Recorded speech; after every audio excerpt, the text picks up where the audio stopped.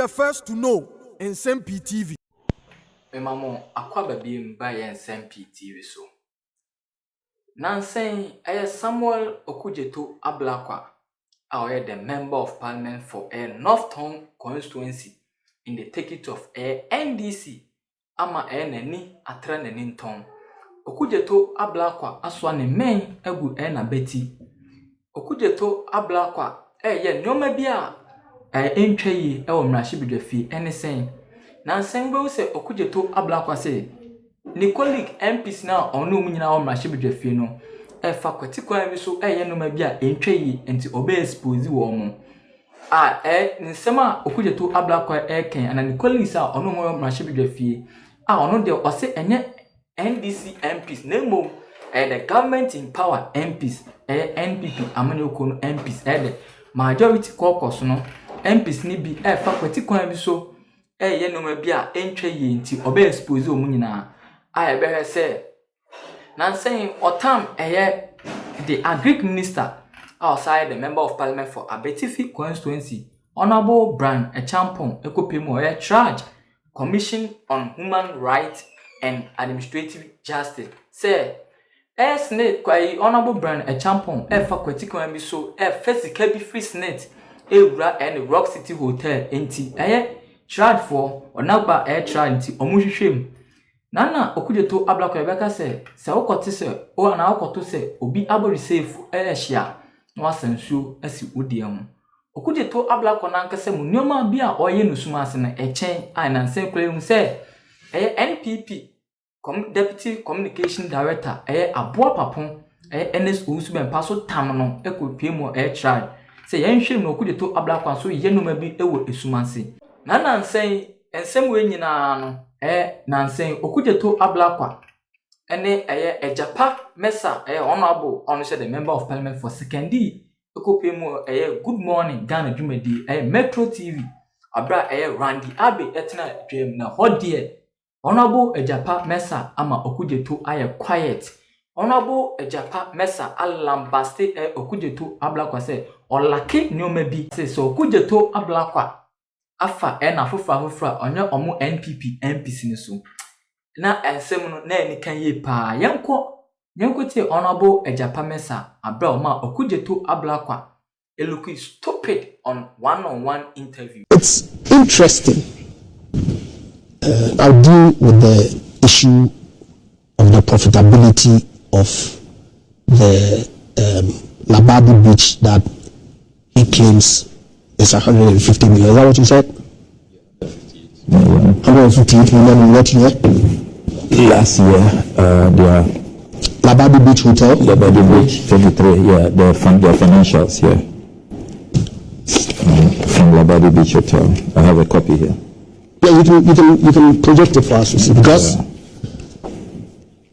in 2023, Labadi Beach in fact made a turnover of 210,871,394 and a net profit after tax of 51 million. Mm-hmm. So where's the 100? So you are talking about net profit. I'm talking about gross profit. But is that what's the meaning of gross profit? The profitability of an entity is determined as per its net profit. But you put the figure it's still making profit. So why did it? No, but nobody has said it's making losses. Have you read the 19th statement? Oh, please. I have the profitability of Labadi Beach and all the 6 hotels from 2009 to 2023. And in fact, the only dividends that Labadi Beach has paid to SNET over the 15-year period is 48 million Ghana cedis. 1.5% investment return. Randy, you heard me? 1.5% return on investment for SNET. Yes, if you had so I'm coming. You see, Randy, we live in this country, and I'm glad that he says he started his activism in 2008. But interestingly, his activism is selective. Selective amnesia, if I may borrow the words of the revered Kukubako. Because we live in this country. In 2011, Smith sold its majority interest in Trust Bank to EcoBank. At the time, your activism had gone under the water.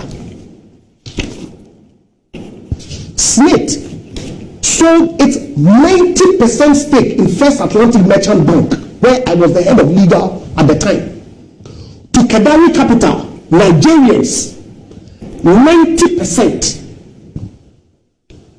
You were here as a deputy minister of the Republic. At the time, you were not, your activism. Did any government official buy it? I don't get this. I don't get this. You see, this is red herring. It's total obfuscation. Mention a government official in the NDC administration or in cabinet who was at the center of those transactions you listed. See, because you see, when I came, you're sending us on a wild goose chase. I had my constitution in my bag. Wild goose chase. But I was traveling out. I was sitting here when you were talking. I was sitting right here. So when I came, I grabbed a copy of your constitution because I've been following the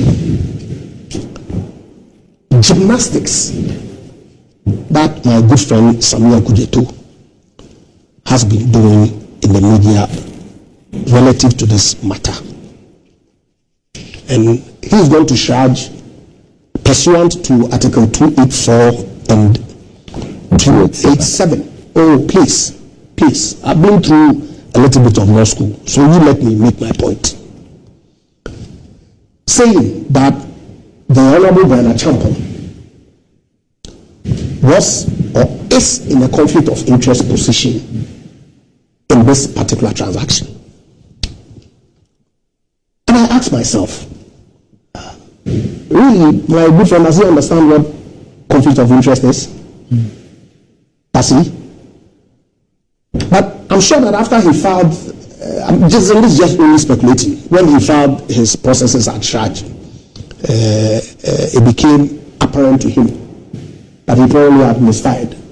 And so, rather than wait for the outcome of the charge decision, he's gone on the tangent of inciting people, playing his usual political gimmicks, purely for political expediency, nothing more. Because you see, the Constitution is very clear. A public officer shall not put himself in a position where his personal interest conflict or is likely to conflict with the performance of the functions of his office. What has Honorable Nsem-Pii done in a public bid that has made him put himself in a conflict of interest position? In the event, who says the Constitution bars public officials from engaging in public transactions? If it was the case, why would you be seeking to sponsor a law at this time? Who says so? In fact, it is in recognition of the fact that public officers can participate in public transactions, but to ensure that they do not put themselves in an advantage position over everybody else. The reason for this provision in the Constitution. But make a declaration of your interest and recuse yourself from participating in the decision making. What rule has Honorable Nsem-Pii breached? What rule? None whatsoever. So, what does my good friend Okudzeto, who all of a sudden, between 2009 when he was in government, or 2009, and 2016, forgot his public activism in 2024. His public activism has all of a sudden come to the fore. Randy, Smith, as a policy, over the years, just like when they built the slave flats, which originally was intended to be managed by them, they realized that it was not sustainable they took an investment decision to dispose of all their interest in the slave flats across the country, in every region.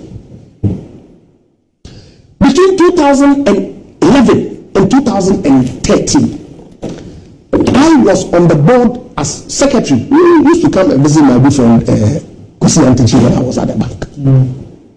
As acting company secretary, First Atlantic Merchant Bank was consistent with the directives of the Bank of Ghana, out in the market looking for capitalization to increase its minimum stated capital. Smith took a decision that, look, they want to rationalize their investments in the banking space. And so they wanted to put First Atlantic and Trust Bank together. These two banks, they had significant shareholding, and sell it off to EcoBank. The then managing director, of course, at the time, TTB had met the minimum capital requirement. First Atlantic hadn't met it. The then managing director, Mr. Arthur Judata, is still there.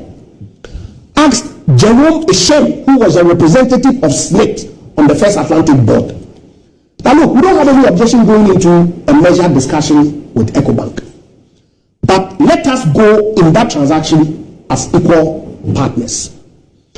Immediately we followed the board meeting. Mr. Jerome Ishem went back to Smith and they bought a check for 48 or so to acquire additional stake in the bank to enable us meet the minimum capital requirements.